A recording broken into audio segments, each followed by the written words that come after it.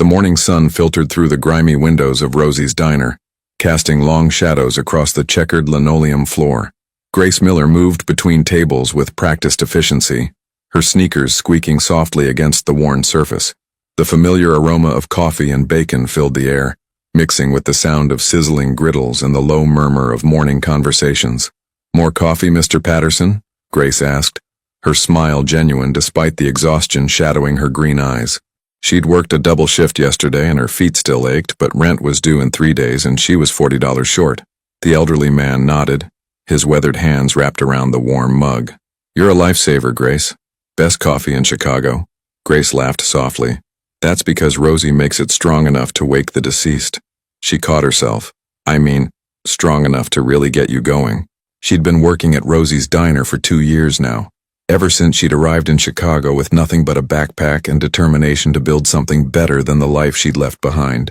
The diner sat on the corner of West Taylor Street in a working-class neighborhood where everyone knew everyone else's business. It wasn't glamorous, but it was honest work, and Grace had learned to appreciate that. The bell above the door chimed as Marcus, the morning regular, entered with his newspaper tucked under his arm. Grace already had his usual order memorized: 2 eggs over easy, wheat toast, orange juice. "Morning, Marcus," she called out, grabbing a clean mug. "Morning, Grace. You look tired, kiddo. Rosie working you too hard?" "Just saving up," Grace replied, pouring his coffee. "Got plans." She didn't elaborate, but the truth was simple. She was 8 credits away from her associate degree in early childhood education. Community college classes weren't cheap, even with financial aid, and every extra shift brought her closer to her dream of becoming a teacher. She wanted to be the person she'd needed when she was young, someone who cared, who noticed when a kid was struggling, who made them feel safe. The morning rush intensified as construction workers and office employees filtered in for breakfast. Grace moved through the controlled chaos with grace that matched her name, balancing plates, refilling mugs, remembering orders without writing them down. Rosie, the 70-year-old owner who'd given Grace a chance when she desperately needed one, worked the register with her usual gruff efficiency. "Table 6 needs their check," Rosie called out, her gravelly voice cutting through the din. Grace nodded, wiping her hands on her apron. That's when she noticed them. The 3 men who'd just entered. Something about them felt wrong. Their eyes swept the diner too carefully, too calculating. They wore expensive suits that seemed out of place in the modest establishment, and they didn't sit down or approach the counter. Grace's instincts, honed by years of having to read situations quickly, sent a warning signal through her body. She glanced at Rosie, who'd also noticed the newcomers, her expression tightening with concern. Before Grace could process what was happening, 2 black SUVs pulled up outside the diner's windows. More men emerged, and Grace felt her heart rate spike. This wasn't right. This wasn't normal. Then she saw him, the little boy. He couldn't have been more than 6 years old, with dark hair and wide brown eyes that seemed too serious for a child. He sat in booth 7 with a woman Grace assumed was his nanny, pushing eggs around his plate with a fork. He wore a private school uniform, navy blue with a crest on the pocket, and looked profoundly sad in the way children do when they're carrying worries too heavy for their small shoulders. The 3 men in suits moved deeper into the diner, and Grace noticed one of them touch something at his waistband. Time seemed to slow down as her mind made connections she didn't want to make. "Everybody down," one of the men suddenly shouted. The diner erupted into chaos. People screamed. Chairs scraped against the floor as customers dove under tables. The sound of shattering glass pierced the air as one of the windows broke.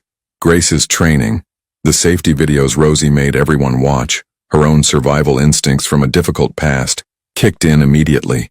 She didn't think. She just moved. The little boy in booth 7 had frozen in place, his eyes wide with terror, too scared to even cry.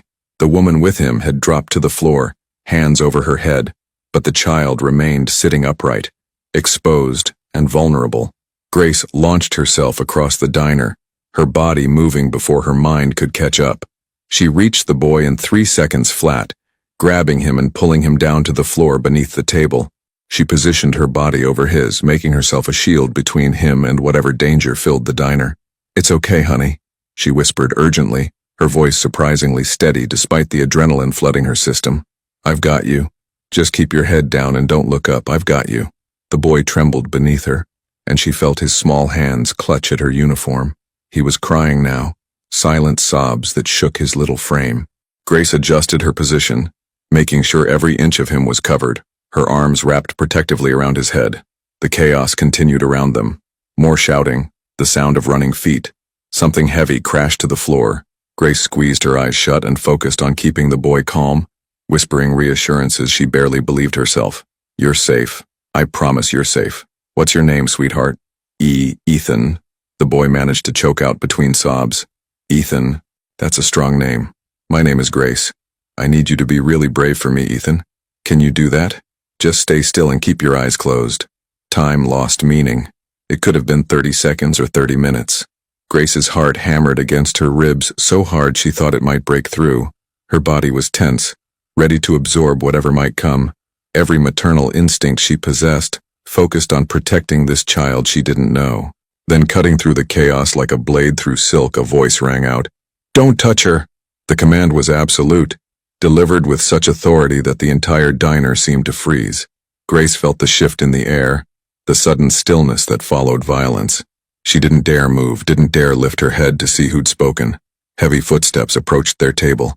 Grace instinctively tightened her hold on Ethan, her body tensing further. "Ethan." The voice was different now, still commanding but edged with something that might have been fear. "Ethan, are you hurt? Daddy?" Ethan's small voice was muffled against Grace's shoulder. "Daddy." The word sent a chill through Grace's body. She'd thrown herself over the child of someone important, someone dangerous, someone whose presence commanded absolute obedience. "I'm here, son. I'm here." The voice was closer now, right beside the table. "Miss, I need you to let me see my son." Grace slowly, carefully loosened her grip on Ethan but didn't move away. Her eyes met those of the man crouching beside the booth, and her breath caught in her throat. Alexander Romano was not what she expected. He was tall, she could tell even with him crouched down, with dark hair touched with gray at the temples and eyes that were so dark they appeared almost black. His face was angular, handsome in a harsh way, with lines that spoke of stress and sleepless nights. He wore an impeccably tailored charcoal suit that probably cost more than Grace made in 6 months, but it was his eyes that captured her attention.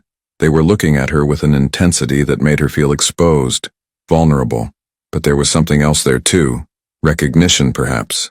Respect. Maybe even wonder. "Are you hurt?" he asked her, his voice lower now, meant only for her ears. Grace shook her head, not trusting her voice. Her arms were still wrapped around Ethan, who hadn't let go of her uniform. "Ethan, come here," Alexander said gently, extending his arms toward his son. But the boy didn't move. He clung tighter to Grace, his face buried against her shoulder. "She saved me, Daddy. She saved me." Alexander's jaw tightened, and Grace saw something flash across his face, emotion quickly suppressed. He nodded slowly. "I know she did, son, but I need to see that you're okay." "I'm okay," Ethan said, but still didn't release Grace. Grace finally found her voice. "Ethan, your dad needs to check that you're not hurt. It's okay. I'm right here. I'm not going anywhere." She didn't know if that last part was true, but it was what Ethan needed to hear. Slowly, reluctantly, the boy loosened his grip and allowed his father to pull him into a thorough but gentle examination. Alexander's hands moved over his son with practiced efficiency, checking for injuries, his face a mask of controlled concern. "He's fine," Alexander finally said, though Grace wasn't sure if he was telling her or himself. He pulled Ethan into a fierce embrace, his eyes closing briefly. "Thank God. You're fine."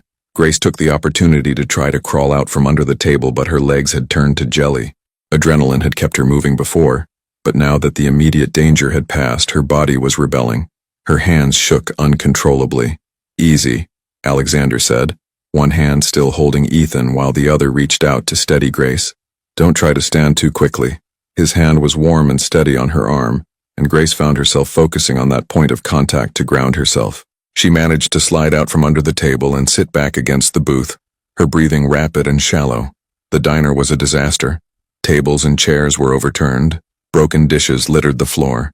The other customers were slowly emerging from their hiding places, many crying or talking rapidly on cell phones.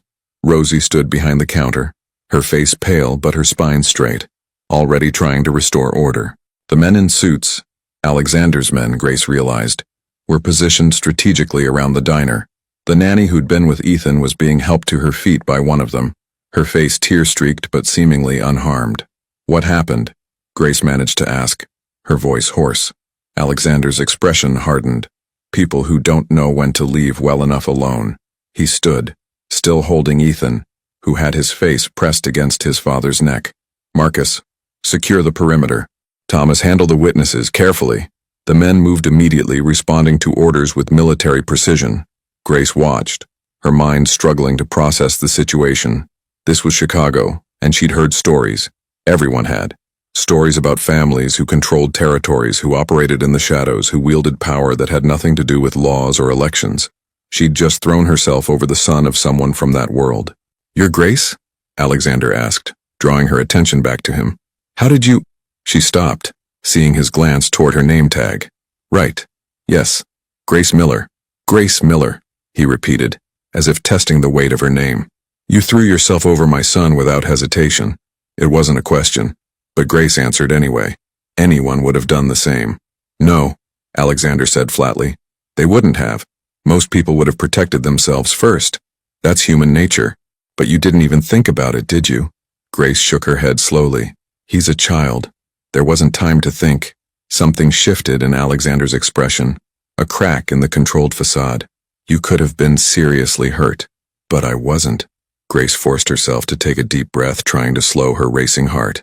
And neither was Ethan. That's what matters.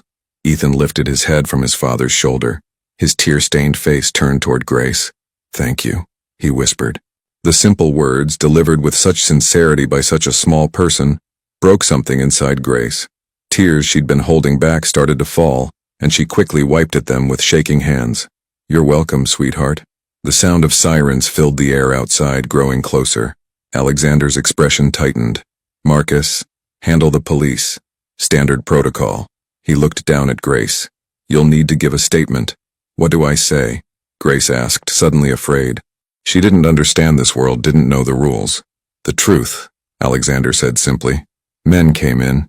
There was a disturbance. You protected a child. That's all you know. But that's all you know," he repeated, his voice firm but not unkind. "Do you understand?" Grace nodded slowly. She understood more than he probably realized. She understood that she'd just seen something she shouldn't have, that she'd become involved in something dangerous, that her simple life had just become incredibly complicated.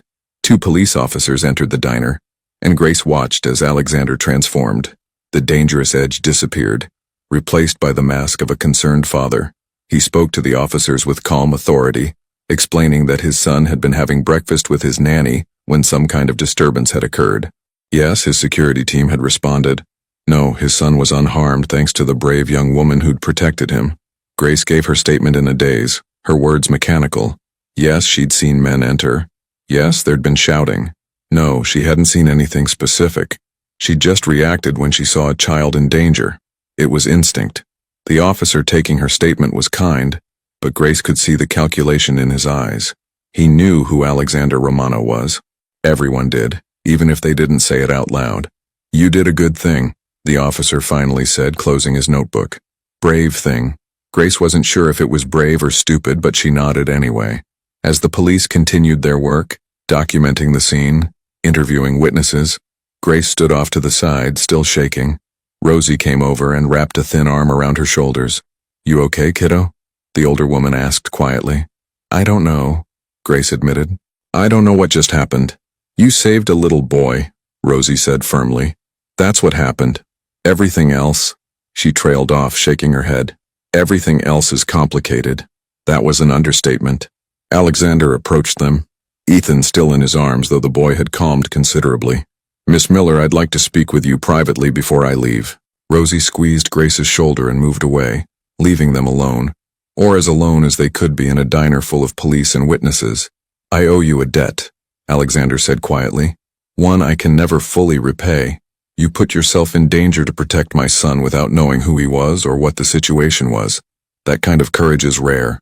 Grace shook her head. "I didn't do it for recognition or payment.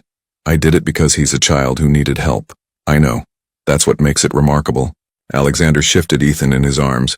"Nevertheless, I want to offer you compensation for—" "No," Grace interrupted, surprising herself with her firmness. "I don't want money. I just want to forget this ever happened and go back to my life." Alexander studied her for a long moment. I don't think that's going to be possible. The words sent ice through Grace's veins. What do you mean? What you did here today was witnessed by many people. It will be talked about. And in my world, Miss Miller, visibility can be dangerous. He paused, seeming to choose his words carefully. I'm going to assign someone to keep an eye on you, for your own protection. I don't need protection, Grace protested. Perhaps not, Alexander agreed. But I need peace of mind that the woman who saved my son's life stays safe. Consider it a favor to me. It didn't sound like a request, and Grace realized with growing unease that she didn't have much choice in the matter. She'd stepped into Alexander Romano's world the moment she'd thrown herself over Ethan, and stepping back out wasn't going to be simple. Grace, Ethan said suddenly, his voice small. Will I see you again? Grace's heart clenched. She looked into the boy's hopeful eyes and couldn't bring herself to lie. I don't know, honey. I want to see you again, Ethan said with the absolute certainty that only children possess. You're nice. You smell like pancakes. Despite everything, Grace laughed. A short, slightly hysterical sound. I work in a diner. I always smell like pancakes. Can she come to our house, Daddy? Ethan asked, turning to his father with renewed energy. Please? Alexander's expression was unreadable. We'll see, son. Right now we need to get you home and make sure you're really okay. He looked at Grace one more time, and she felt the weight of that gaze. Someone will be in touch, Miss Miller. Please don't be alarmed. They're there to help. Before Grace could respond, Alexander was moving toward the door, his security team falling into formation around him and Ethan. She watched them leave, the black SUVs pulling away with smooth efficiency, and felt as if she'd just been caught in a riptide, pulled under by forces she didn't understand and couldn't control. Rosie appeared at her side again. Come on, kiddo. Let's get you some water and sit down for a minute. Grace nodded numbly, allowing herself to be led to an undamaged booth. Her hands were still shaking, and she couldn't seem to get warm despite the diner's stuffy heat. What have I done? She whispered. Rosie patted her hand. You did what your heart told you to do. Can't ever be wrong to protect a child. But as Grace sat there watching the police finish their work and the diner slowly return to some semblance of normalcy, she couldn't shake the feeling that her life had just changed in ways she couldn't yet comprehend. The morning sun continued to stream through the windows, indifferent to the drama that had unfolded. Customers would return. The diner would be cleaned and repaired. Life would go on. But for Grace Miller, nothing would ever be quite the same again. She'd thrown herself over a crying boy as danger surrounded them, and in doing so, she'd caught the attention of one of the most powerful men in Chicago. Alexander Romano had told her that visibility could be dangerous in his world. Grace was about to learn just how dangerous it could be. Grace stared at the ceiling of her small studio apartment, watching shadows from the street lamp outside dance across the cracked plaster. Sleep wouldn't come. It hadn't come easily since that morning at Rosie's diner. Every time she closed her eyes, she was back under that table, her body covering Ethan's, her heart hammering so hard she thought it might explode. The sounds were the worst part. In her dreams, the shouting was louder, the chaos more intense. She'd wake up gasping, her sheets soaked with sweat, her hands trembling just as they had that day. Grace rolled onto her side, pulling her thin blanket tighter around her shoulders. The October chill had crept into Chicago with a vengeance, and her ancient radiator could barely keep up. She'd meant to ask her landlord about it, but lately, she couldn't seem to focus on normal problems. Everything felt distant, muted, like she was experiencing life from behind a thick pane of glass. Her phone screen illuminated the darkness. 12:03 a.m. She had to be up in 5 hours for the morning shift. Rosie had insisted she take a week off after the incident, but Grace had returned after only 3 days. She needed the routine, needed the distraction, needed to feel normal again, except nothing felt normal anymore. Grace had noticed them on the third day, the people watching her. At first she'd thought it was paranoia, a side effect of the trauma, but the black sedan that appeared on her street at odd hours was too consistent to be coincidence. The man in the coffee shop who seemed to be reading the same page of his newspaper for 45 minutes. The woman who'd gotten on the bus with Grace 3 days in a row, always standing near the back door, always watching.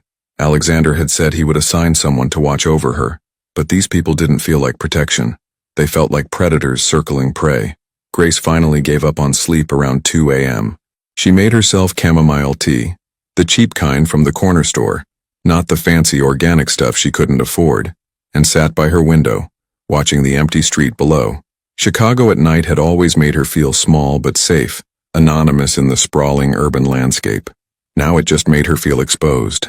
Her apartment was on the third floor of a converted brownstone in Pilsen, a neighborhood where street art covered brick walls and the smell of tamales from corner vendors mixed with exhaust fumes. She'd loved it when she first moved in, the diversity, the energy, the sense of community. Now she jumped at every sound in the hallway, every car door slamming outside. The tea grew cold in her hands as dawn finally broke over the city skyline. Pink and orange streaks painted the sky, and Grace watched the transformation with hollow appreciation. Beautiful things still existed. The world kept turning. Life went on. She just wasn't sure how to be part of it anymore. The diner had been repaired quickly. New windows installed, damaged furniture replaced, everything cleaned and sanitized. But Grace could still see the chaos when she looked at booth 7, could still feel the worn linoleum under her knees as she'd covered Ethan's small body with her own. "Order up!" Tommy called from the kitchen, his booming voice cutting through her thoughts. Grace shook herself and grabbed the plates, 2 stacks of pancakes, extra bacon, hash browns. She delivered them to table 4 with her practiced smile, the one that didn't quite reach her eyes anymore. "You okay, honey?" Mrs. Chen, one of the regulars, asked with genuine concern. "You look tired." "Just didn't sleep well," Grace said, which was true enough. "Can I get you anything else?" "Maybe you should take some time off," Mrs. Chen suggested gently. "After what happened?" "I'm fine," Grace interrupted, more sharply than she intended. She softened her tone. "Really, I'm okay. Work helps." Mrs. Chen didn't look convinced, but she let it drop. Grace moved away, refilling coffee cups on autopilot, taking orders she barely heard, her mind elsewhere.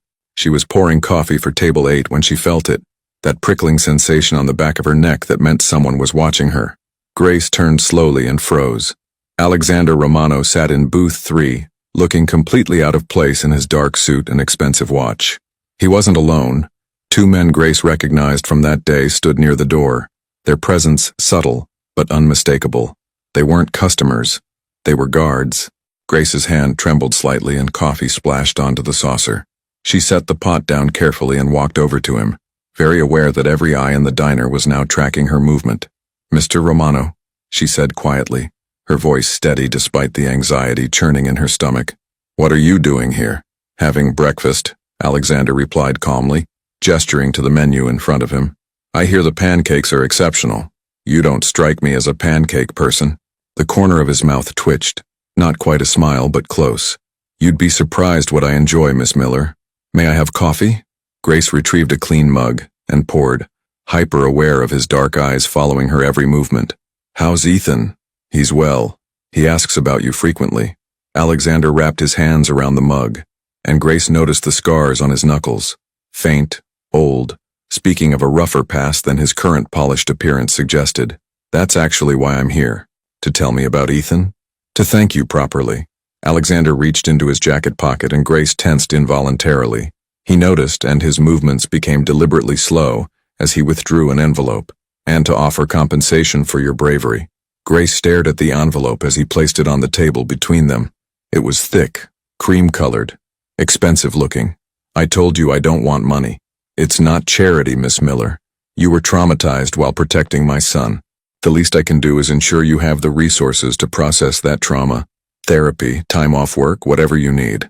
"I don't need anything from you," Grace said, but her voice lacked conviction. The truth was, she'd looked into therapy after the incident. Her community college offered counseling services, but the waiting list was 3 months long. Private therapy cost money she simply didn't have. "You're having nightmares," Alexander said, and it wasn't a question. Grace's eyes snapped to his. "How would you know that?" "Because I've had them too. After traumatic events, it's normal. But normal doesn't mean you should suffer through it alone." He pushed the envelope closer. "There's a therapist, Dr. Sarah Chen. Excellent credentials, specializes in trauma. I've already arranged for you to see her. No cost, no strings attached. Her information is in here along with enough to cover any time you need away from work." Grace's pride warred with her desperation. She was exhausted, jumpy, barely functional. The thought of professional help was tempting, so tempting, but accepting it from Alexander Romano felt like crossing a line she couldn't uncross. "Why do you care?" she asked bluntly. You don't know me.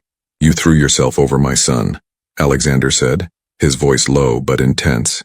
Without hesitation, without knowing who he was, without considering the cost to yourself. That kind of selflessness is rare, Miss Miller. Rare enough that I want to ensure it doesn't destroy you. The sincerity in his voice caught Grace off guard. She'd expected arrogance, perhaps condescension, the attitude of a powerful man used to buying solutions to problems. But this was something else.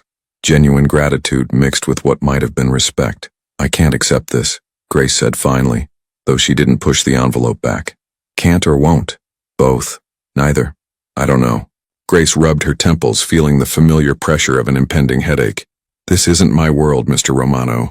I don't understand the rules, and I don't want to owe anyone anything.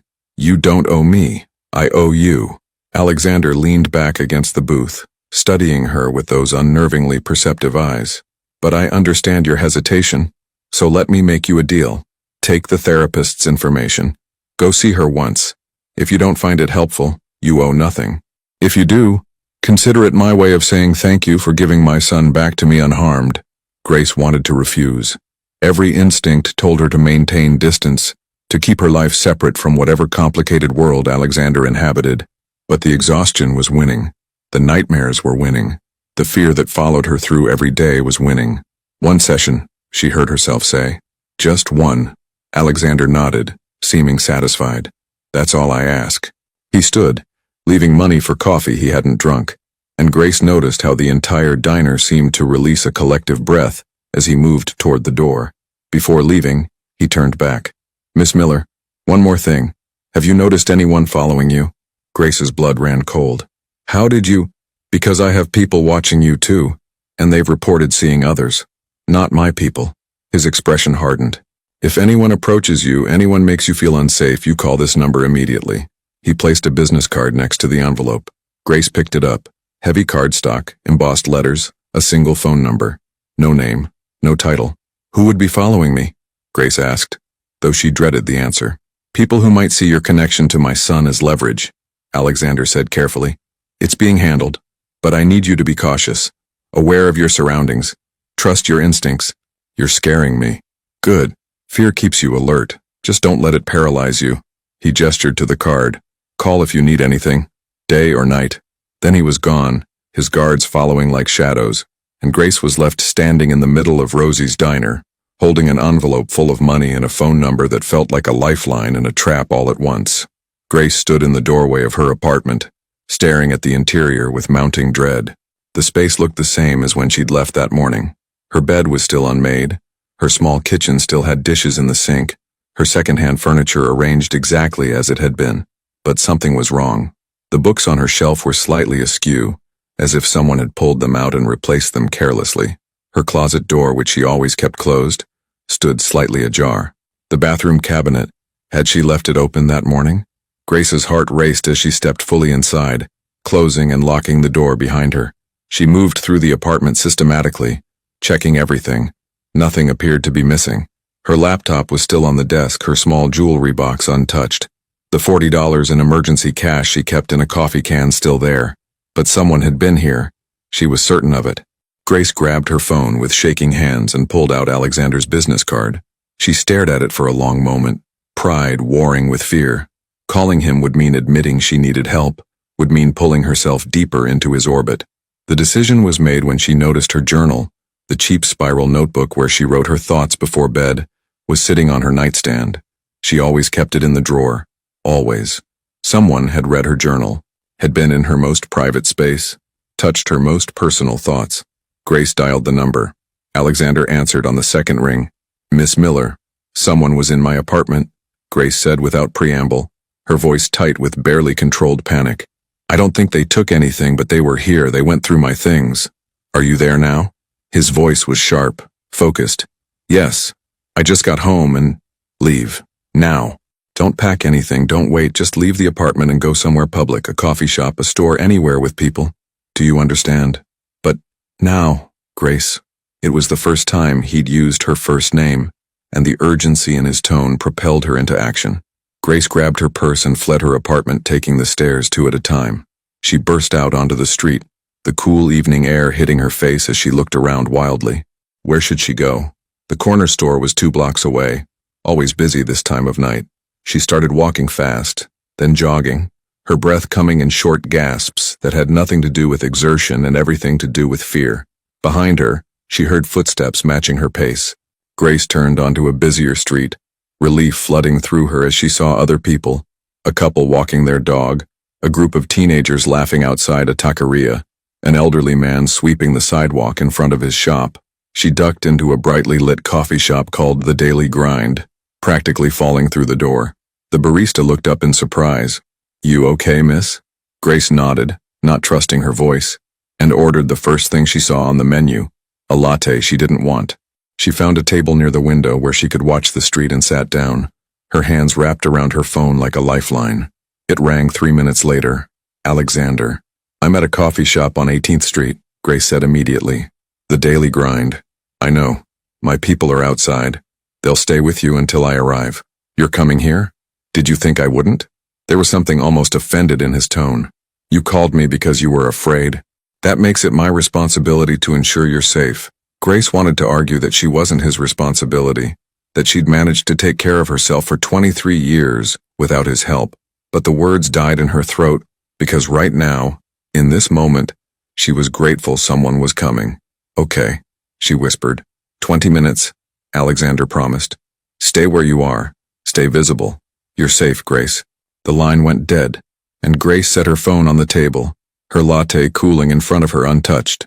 Through the window she could see a dark sedan parked across the street, and though she couldn't make out the faces inside, she knew they were Alexander's people, the ones watching over her. For the first time since she'd returned to her violated apartment, Grace felt like she could breathe. Alexander arrived in 18 minutes, not 20, flanked by the same 2 men who'd been at the diner that morning. He scanned the coffee shop with a practiced eye before his gaze landed on Grace, and she saw the tension in his shoulders ease fractionally. He approached her table alone, his guards taking positions near the entrance. "May I sit?" Grace nodded, and he slid into the chair across from her with surprising grace for a man his size. Up close she could see the concern in his dark eyes, the tight set of his jaw. "Tell me exactly what you noticed," he said without preamble. Grace detailed everything, the books, the closet, the journal. Alexander listened intently, occasionally asking clarifying questions, his expression growing darker with each detail. "They wanted you to know they'd been there," he said finally. "This wasn't about theft. It was about intimidation." "Who?" Grace asked, though she wasn't sure she wanted to know the answer. "The Castellano family. They control territory on the south side, and they've been looking for leverage against me for months." Alexander's hands clenched into fists on the table.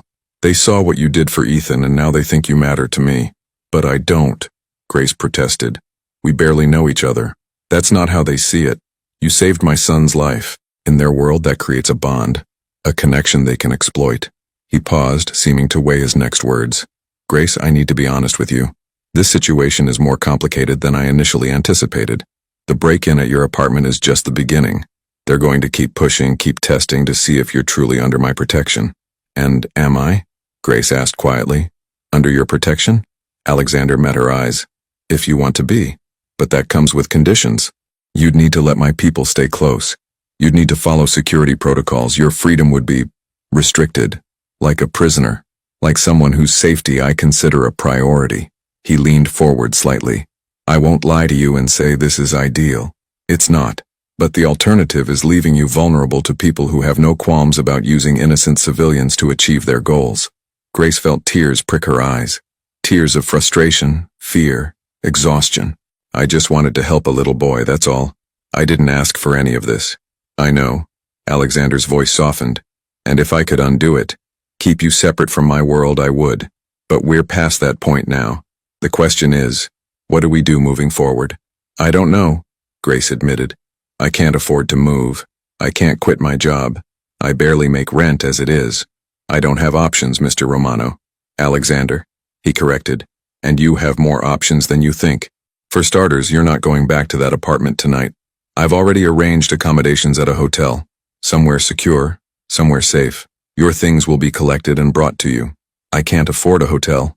"You're not paying for it." "I am." He held up a hand to forestall her protest. "This isn't charity, Grace. This is me fixing a problem I created by allowing my son to be in a public place where he could become a target. You became collateral damage and I take responsibility for that. Grace wanted to argue, but she was so tired. Tired of being afraid, tired of jumping at shadows, tired of pretending she could handle this alone. What happens tomorrow? Next week? I can't live in a hotel forever. No, but you can stay somewhere safe while we resolve the situation with the Castellanos. A few weeks, maybe a month. And my job? My classes? Grace felt her carefully constructed life crumbling. I'm 8 credits away from my degree, Alexander. I can't just put my life on hold. You can take classes online. As for work, he paused. Rosie's isn't safe for you right now. Too public, too predictable. But if you need income, I can arrange something. Doing what? I'm a waitress and a student. Those are my skills. Alexander's expression shifted and Grace saw him arrive at a decision. Ethan needs a tutor. His nanny is excellent, but she's not equipped to help with his schoolwork. He's bright, but he's behind in reading, and his teacher recommended additional support. You're studying early childhood education. You'd be perfect. Grace stared at him. You want me to tutor your son? I want to employ you in a legitimate capacity that keeps you in a secure environment while utilizing your actual skills. Ethan adores you. You'd be helping him while helping yourself. Everyone benefits. It was logical, even sensible, but Grace couldn't shake the feeling that accepting would tie her irrevocably to Alexander's world in ways she couldn't yet comprehend. I need time to think, she said finally. You have until morning, Alexander replied. For tonight, let me at least get you somewhere safe. No strings attached. Just a room where you can sleep without fear. Can you agree to that much? Grace nodded slowly. What choice did she have? Her apartment was compromised. She had nowhere else to go. And despite everything, despite the danger and complication, she trusted that Alexander Romano would keep his word about her safety. Okay, she whispered. Okay. The room Alexander had secured was nicer than anywhere Grace had ever stayed. King-sized bed with Egyptian cotton sheets, a marble bathroom with a soaking tub, a view of the Chicago skyline that took her breath away. It felt surreal, like she'd stepped into someone else's life. Her laptop and a few essential items had been delivered while she waited in the hotel lobby, collected by Alexander's people from her apartment with unsettling efficiency. She sat on the bed now, laptop open, trying to focus on homework, but finding her mind wandering. A knock at the door startled her. Grace checked the peephole and saw a woman in a hotel uniform holding something. She opened the door cautiously. Delivery for Miss Miller, the woman said cheerfully, holding out a package. Compliments of Mr. Romano. Grace accepted it with confusion and closed the door. Inside the package was a soft cotton pajama set, far nicer than anything she owned, and a note in neat handwriting. Thought you might need these. Rest well. A. Despite everything, Grace smiled. It was a thoughtful gesture, practical and kind without being presumptuous. She changed into the pajamas, which fit perfectly, and climbed into the impossibly comfortable bed. For the first time in 2 weeks, Grace fell asleep within minutes, lulled by the knowledge that someone was standing guard, that she was safe, that she could stop being afraid for just one night. Grace woke to sunlight streaming through the windows and the smell of coffee. For a disoriented moment, she couldn't remember where she was. Then the previous day came flooding back. On the desk, she found a tray with breakfast, fresh fruit, croissants, orange juice, and excellent coffee. Another note. Eat, then we'll talk. A. Grace ate mechanically, her mind spinning. She couldn't keep living like this, displaced and dependent. She needed to make a decision. Her phone rang. Alexander. Did you sleep? He asked. Better than I have in weeks, Grace admitted. Thank you. For all of this. You're welcome. Have you thought about my offer? About tutoring Ethan? Grace took a deep breath. Can I meet with him first? Before I decide? I'd need to see if we work well together, if he actually needs what I can offer. That's fair. Alexander sounded pleased. Are you free this afternoon? I can arrange for you to come to the house, meet Ethan properly, see the space where you'd be working. Okay, Grace said, committing before she could overthink it. What time? 2 o'clock. A car will pick you up. After they hung up, Grace stood by the window looking out at Chicago spread beneath her. Somewhere in this vast city, people were living normal lives, going to work, taking classes, worrying about ordinary problems. Grace had stopped being one of those people the moment she'd thrown herself over Ethan Romano. Now she had to decide if she was going to fight to reclaim that normalcy or accept that her life had fundamentally changed. She had 4 hours to figure out which path to choose. The car that picked up Grace from the hotel was a sleek black Mercedes with tinted windows, and a driver who spoke only to confirm her identity before maintaining professional silence. As they left downtown Chicago and headed north along Lakeshore Drive, Grace watched the city transform from urban density to suburban elegance. Lake Forest was a world away from her Pilsen apartment, tree-lined streets with sprawling estates hidden behind iron gates and manicured hedges. Old money and new power existed side by side here, and Grace felt increasingly out of place in her simple jeans and cardigan. The Romano estate appeared after they turned down a private road. Grace's breath caught as they approached. It was beautiful in an understated way. A 3-story Georgian-style mansion in cream-colored stone with dark shutters and ivy climbing the eastern wall. The grounds were expansive but not ostentatious, with mature oak trees providing shade and privacy. Security was present but subtle. Cameras at strategic points, a gatehouse that looked more like a charming cottage. Men in suits positioned around the property, who might have been landscapers if not for the way their eyes tracked the car's approach. The Mercedes pulled up to the circular driveway, and before Grace could gather her courage, the front door opened. Ethan Romano burst out, his face lighting up with pure joy. "Grace, you came!" He ran down the steps, his small legs pumping with excitement. Grace stepped out of the car and Ethan crashed into her with the force of a happy 6-year-old, wrapping his arms around her waist. The spontaneous affection caught her off guard and she felt tears prick her eyes as she hugged him back. "Hey, sweetheart," she said softly. "Of course I came." "Ethan, let Miss Grace breathe," a woman's voice called from the doorway. Grace looked up to see an older woman in her 50s with kind eyes and a warm smile. This must be the nanny Alexander had mentioned. "I'm Margaret," the woman said, descending the steps with more dignity than Ethan had managed. "It's lovely to finally meet you properly. Ethan hasn't stopped talking about you since the incident at the diner." Grace shook her hand, appreciating the firm grip and genuine warmth. "It's nice to meet you too. Daddy's in his office, but he said to give you a tour first," Ethan announced, grabbing Grace's hand and tugging her toward the door. "Come on, I want to show you everything." The interior of the house was as impressive as the exterior. High ceilings with crown molding, hardwood floors covered with expensive rugs, artwork that looked original rather than mass-produced. But what struck Grace most was how it felt like a home rather than a showpiece. There were Ethan's drawings on the refrigerator, books scattered on side tables, a jacket tossed over a chair in the hallway. Ethan gave her an enthusiastic tour, pointing out his favorite rooms with the excitement of a child who rarely had visitors. The library impressed Grace most. Floor-to-ceiling shelves filled with books, comfortable chairs near a fireplace, windows overlooking the back gardens. "Daddy reads to me here every night," Ethan said proudly. "Well, almost every night. Sometimes he has to work late." The wistfulness in his voice tugged at Grace's heart. She knelt down to his level.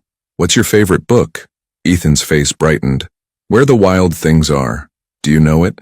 It's one of my favorites too," Grace said honestly. "Max is very brave, isn't he?"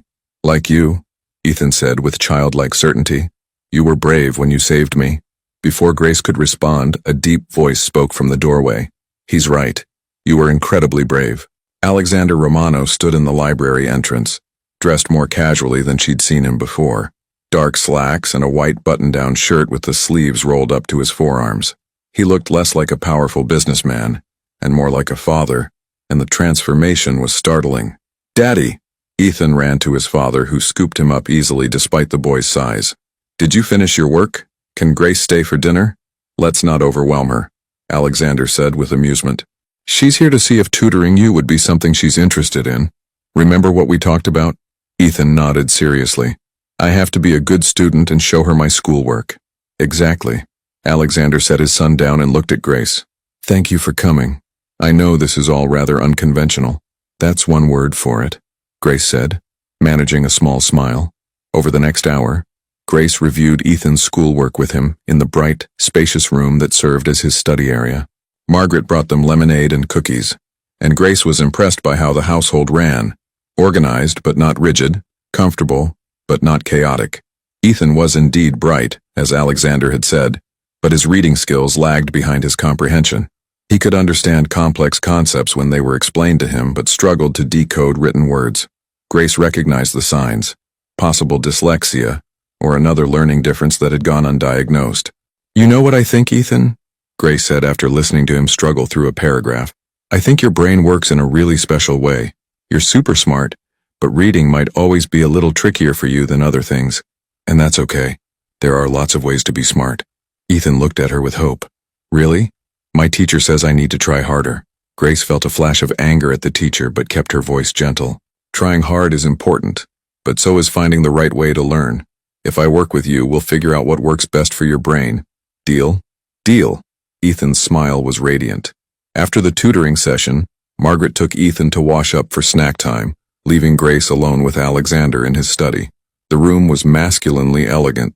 Leather furniture, dark wood, but also surprisingly personal.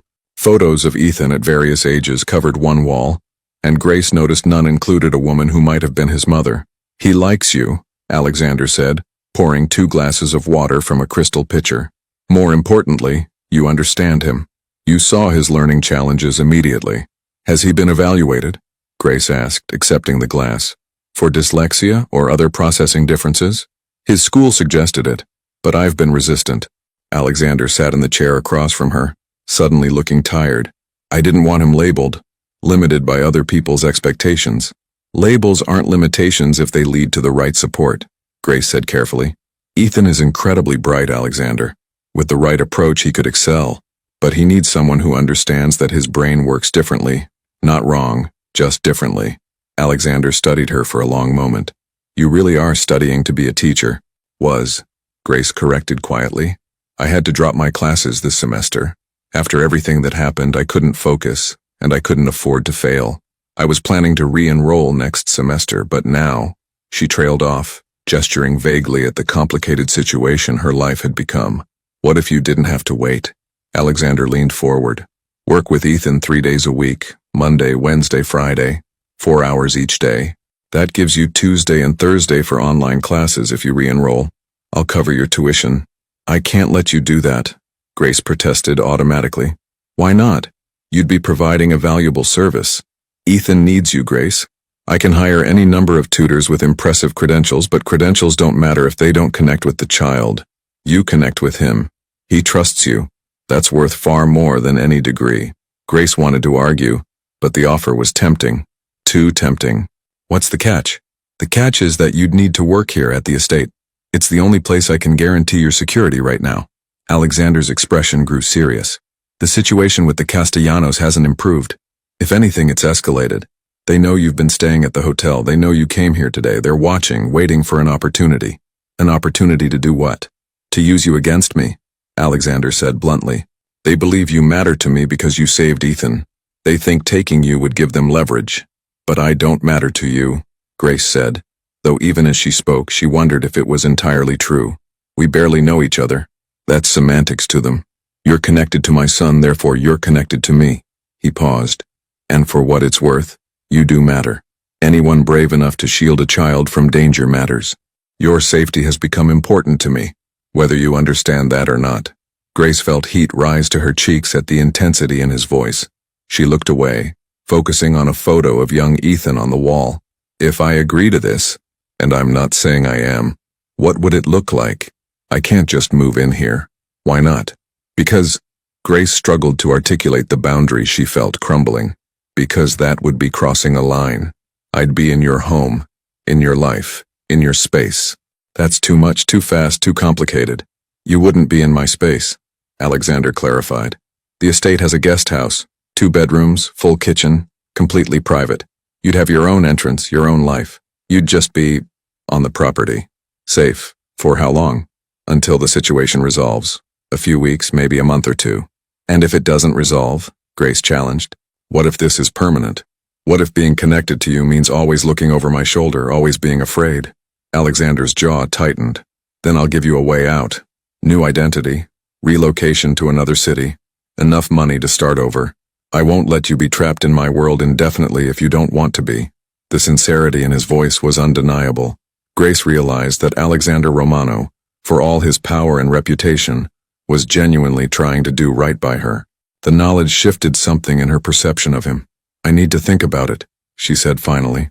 "Of course. Take the evening. I'll have you driven back to the hotel and you can call me tomorrow with your decision. But before Grace could stand, Ethan appeared in the doorway, his face anxious. Are you leaving already? You just got here. I need to go back to the hotel, sweetie, Grace said gently. But you're coming back, right? Ethan's lower lip trembled. You're going to be my tutor? Grace looked at Alexander helplessly, not wanting to make promises she might not keep. He recognized her dilemma and intervened. Grace needs to think about it, son. It's a big decision. But I want her to stay, Ethan said, his voice rising with emotion. She's nice and she smells like pancakes and she makes me feel safe. The last words hit Grace like a physical blow. She makes me feel safe. This child who'd been through trauma, who'd lost his mother, who lived in a world of guards and security. He felt safe with her. Grace knelt down and pulled Ethan into a hug. Hey, listen to me. Whether I'm your tutor or not, you're going to be okay. You're so brave and so smart and you have people who love you very much. But I want you, Ethan whispered against her shoulder. Grace met Alexander's eyes over Ethan's head and saw her own turmoil reflected there. This wasn't just about a job or security anymore. This was about a little boy who needed stability, who'd attached himself to her with the fierce loyalty of a child seeking safe harbor. Let me think about it, Grace said softly to Ethan. Can you give me until tomorrow? Ethan nodded reluctantly and Grace stood, her heart aching. As Margaret gently led Ethan away for his afternoon activities, Grace and Alexander remained in the study, the weight of unspoken things hanging between them. He doesn't get attached easily, Alexander said quietly. Since his mother passed, he's been cautious, withdrawn. But with you, he's different, open, hopeful. What happened to her? Grace asked, then immediately regretted the intrusion. I'm sorry, that's none of my business. It's a fair question. Alexander moved to the window, his back to her. Elena died 3 years ago. Complications during a routine medical procedure. One day she was fine. The next, he stopped, his shoulders tense. Ethan was only 3, too young to fully understand but old enough to feel the loss. I'm so sorry, Grace said, meaning it. He needs positive influences in his life. People who aren't part of my world who can show him there's more to life than business and security and watching your back. Alexander turned to face her. People like you. You don't know what kind of person I am, Grace said. You don't know where I came from or what I've been through. Then tell me. The invitation hung in the air. Grace had spent years building walls around her past, keeping it separate from her present. But something about this moment, this room, this man who'd shown her more genuine concern than most people in her life, it made her want to be honest. I ran away from home when I was 17, Grace heard herself say. My stepfather was difficult. My mother wouldn't leave him, wouldn't protect me. So I left instead. Took a bus to Chicago with $200 and a backpack full of clothes. Alexander listened without interruption, his dark eyes focused entirely on her. I lived in a shelter for 6 months while I finished high school online. Got my GED, worked 3 part-time jobs, saved every penny. When I turned 18, I rented a room in a house with 5 other people. It wasn't much, but it was mine. Safe. That takes remarkable strength, Alexander said quietly. It takes desperation, Grace corrected. I was desperate to survive, to build something better. I enrolled in community college because I remembered my 4th grade teacher, Mrs. Patterson. She was the only adult who ever made me feel like I mattered. I want to be that for other kids. I want to be the person who notices when a child is struggling, who makes them feel safe. Like you did for Ethan. Like I did for Ethan, Grace agreed. I didn't think about it. I just saw a scared little boy and I could not help him. It's who I am. I know, Alexander said. That's why you're perfect for this. Not just as a tutor, but as someone who understands what it means to fight for a better life. Ethan needs to see that resilience, that determination. Grace felt the walls crumbling further.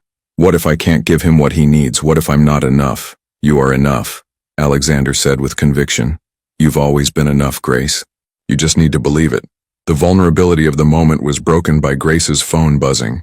She glanced at it and froze. Unknown number. A text message with a photo attached. Her hands started shaking as she opened it.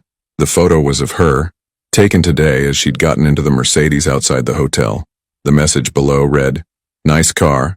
Enjoy the luxury while you can." Alexander saw her expression change. "What is it?"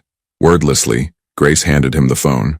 His face darkened as he read the message, and he immediately pulled out his own phone.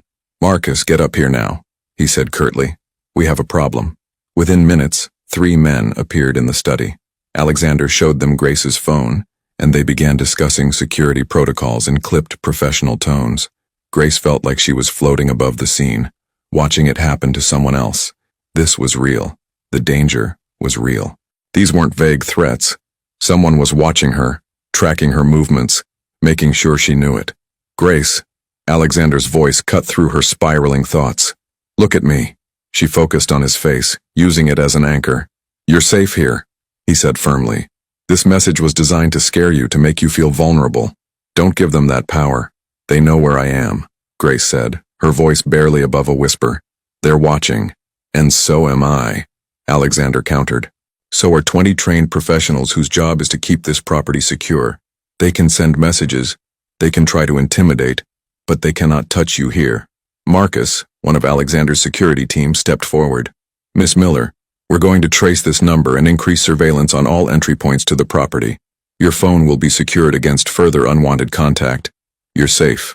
Safe. Everyone kept saying she was safe, but Grace didn't feel safe.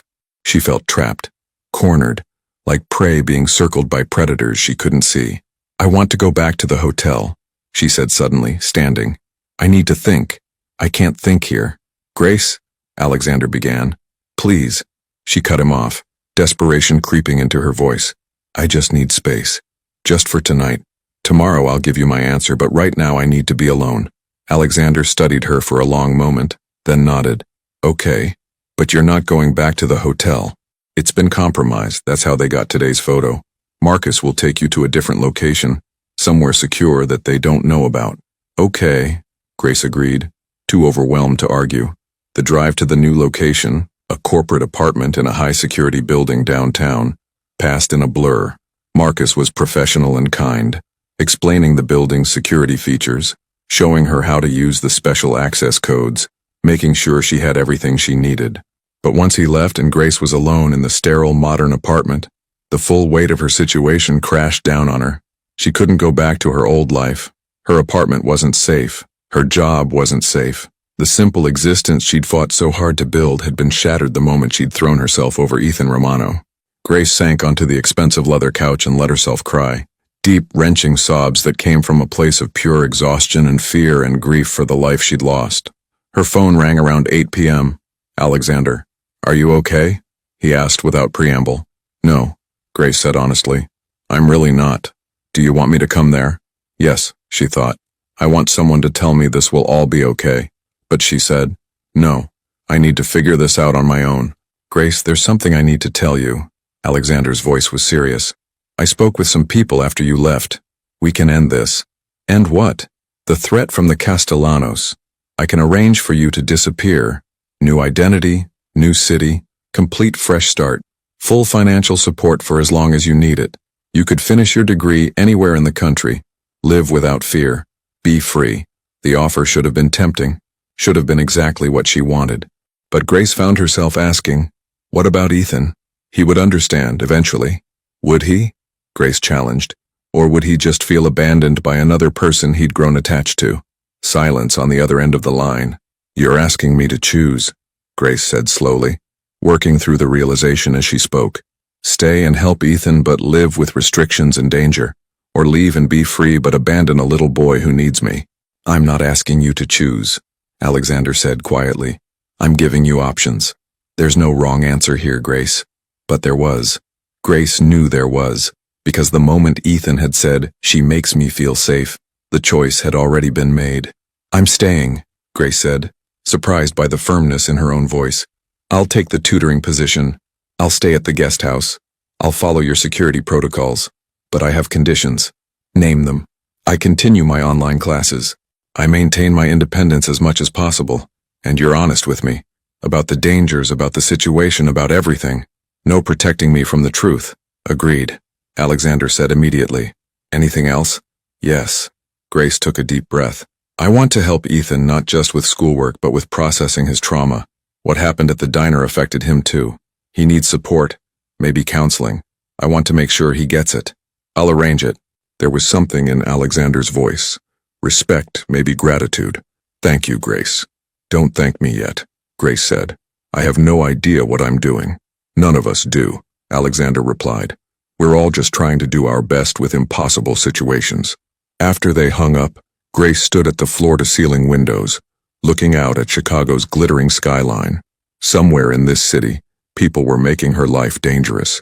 Somewhere in Lake Forest, a little boy was probably being tucked into bed, maybe wondering if she'd come back.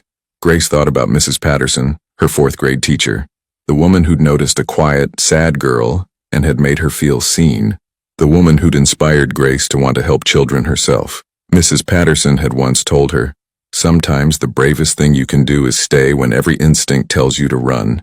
Grace pressed her hand against the cool glass and made a promise to herself, to Ethan, to the scared girl she'd once been who'd needed someone to stay. She would be brave, she would stay, and somehow she would make this work.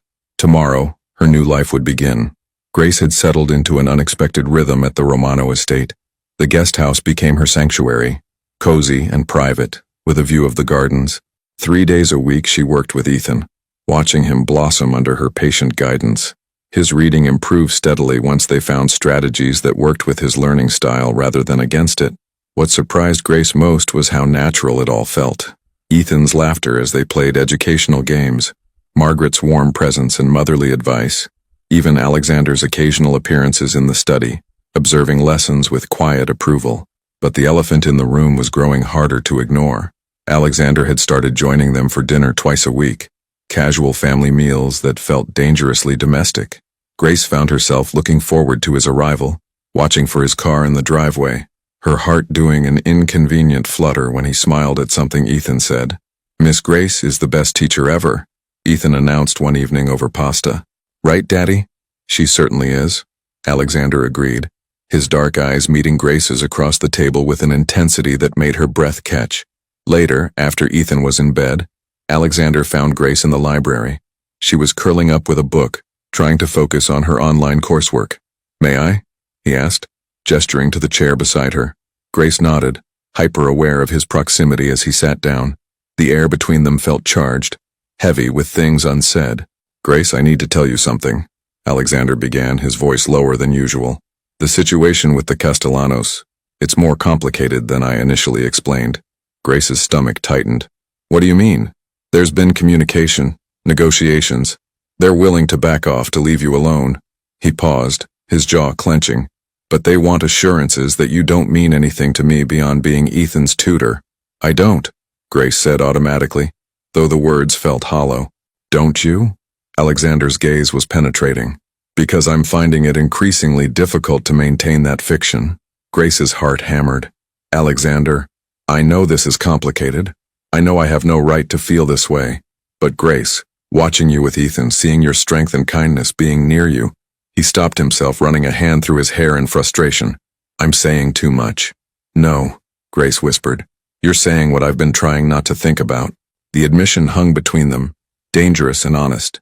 Alexander leaned closer, his hand reaching for hers, and Grace didn't pull away. The moment stretched, suspended in possibility, his face inches from hers. "Mr. Romano!" Marcus burst into the library, his face urgent. "We have a situation. Someone breached the south perimeter." Alexander was on his feet instantly. The intimate moment shattered. "Where?" "Near the guest house. We contained it, but sir—" Marcus glanced at Grace. "They left something. A message." Grace's blood ran cold as they followed Marcus outside. On the guest house door, someone had spray-painted 2 words. "Pretty target. Get her inside the main house," Alexander commanded, his voice steel. Now. The next hours were a blur of activity. Security swept the entire property. Grace was moved to a bedroom in the main house, with guards stationed outside. Alexander paced like a caged tiger, barking orders, demanding answers. "How did they get through?" he demanded of his security team. "We're investigating, sir, but—" Marcus hesitated. "We may have an internal problem." The words hit like a physical blow. Someone on the inside was feeding information to the Castellanos. Someone Alexander trusted had betrayed him. Grace watched from the doorway as Alexander processed this, saw the moment his expression hardened into something cold and calculating. This was the other side of him, the dangerous man who'd built power in a ruthless world.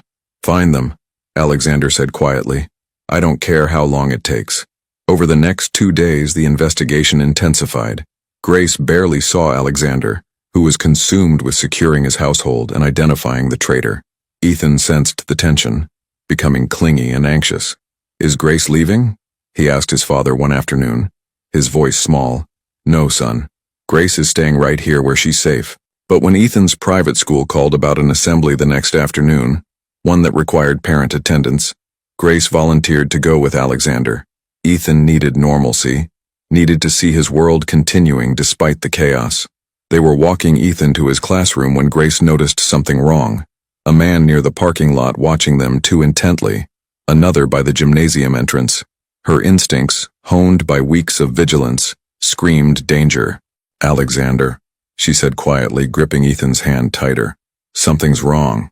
Alexander saw it too, his body tensed, his hand moving to his phone, but before he could act, several men began converging on their position.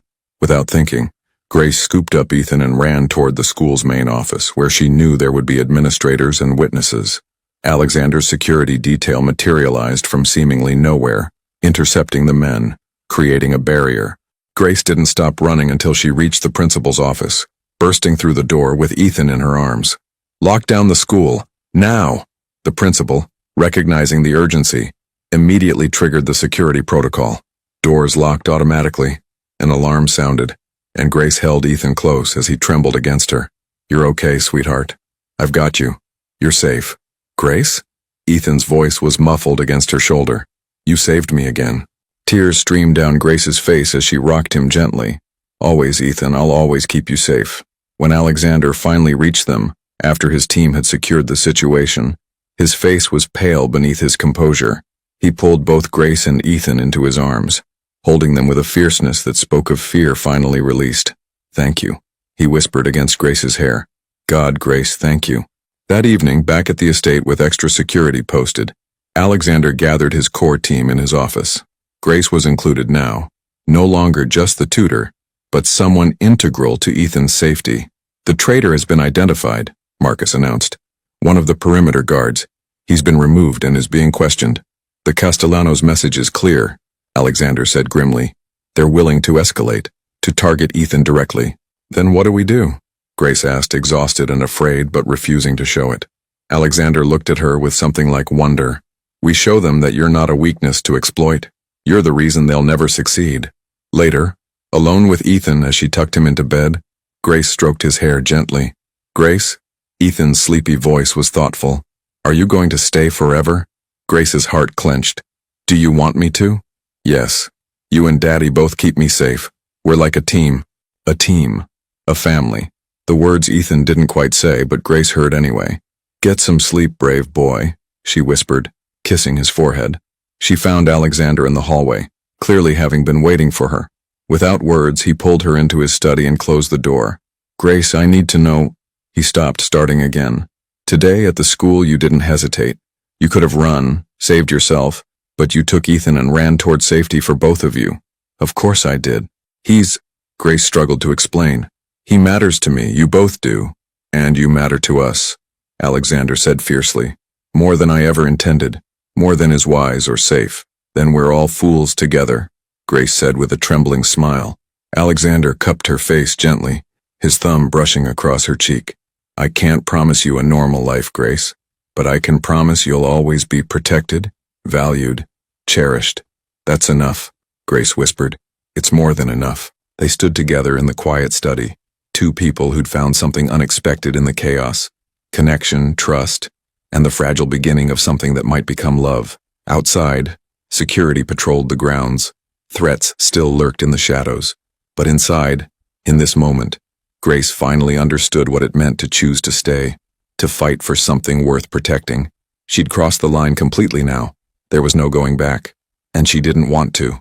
The breakthrough came from an unexpected source, Grace herself. During one of her tutoring sessions, Ethan mentioned his friend Sophia, whose father owned restaurants throughout Chicago.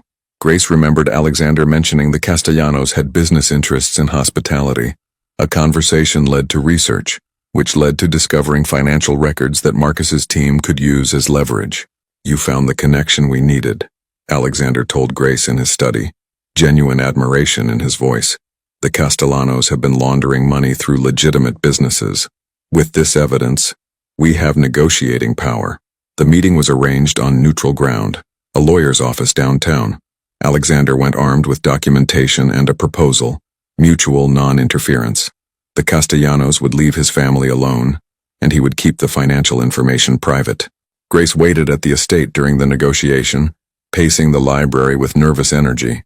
When Alexander finally returned, his expression was cautiously optimistic. "It's done," he said simply. "They've agreed to back off.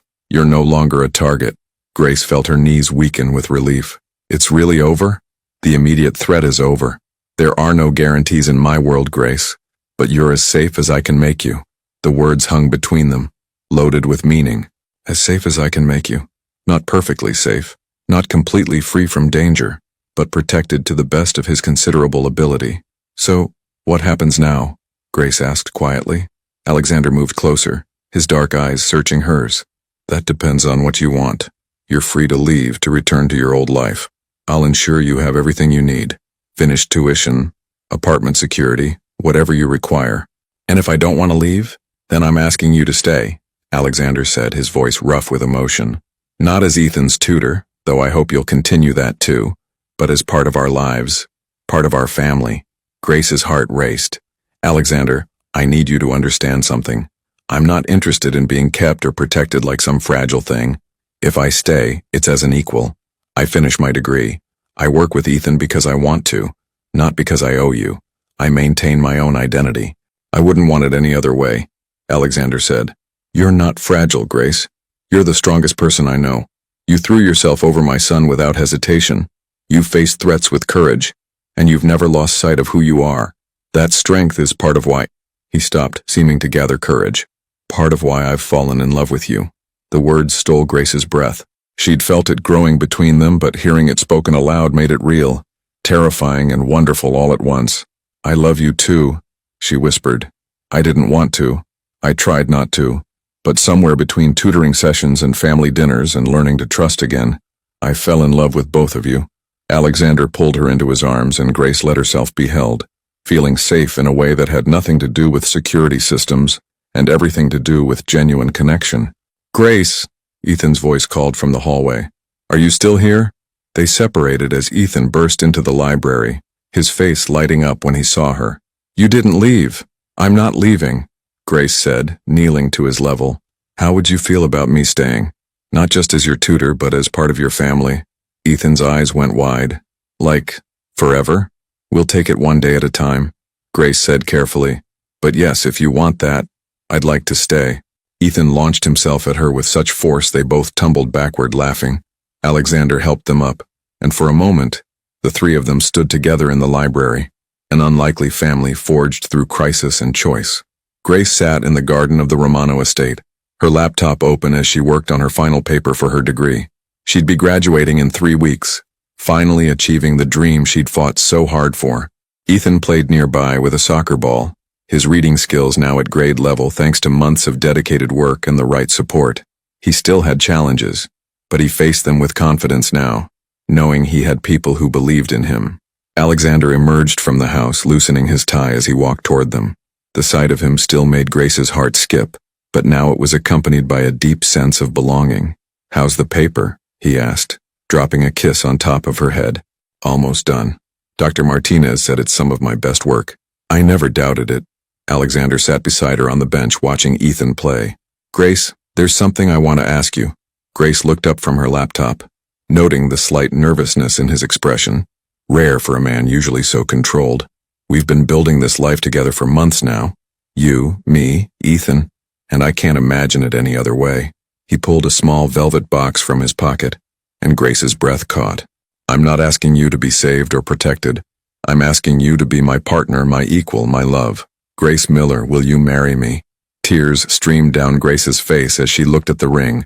Beautiful, but not ostentatious. Perfectly suited to her taste. Yes, I'll marry you." Ethan, who'd been watching from his play area, ran over shouting, "She said yes. Does this mean Grace is going to be my mom?" Grace pulled him into the embrace, including him in this moment. "If that's okay with you." "It's more than okay," Ethan said seriously. "It's perfect." As the three of them sat together in the garden, Grace reflected on the journey that had brought her here. She'd thrown herself over a crying boy as danger erupted around them, acting on instinct and compassion. That single moment had changed everything, had pulled her from her carefully constructed solitary life into something messy, complicated, and infinitely richer. She'd learned that being saved and being strong weren't mutually exclusive, that accepting help didn't diminish her independence, that love could be found in the most unexpected places. Grace looked at Alexander and Ethan, her family now, and felt a peace she'd never known before.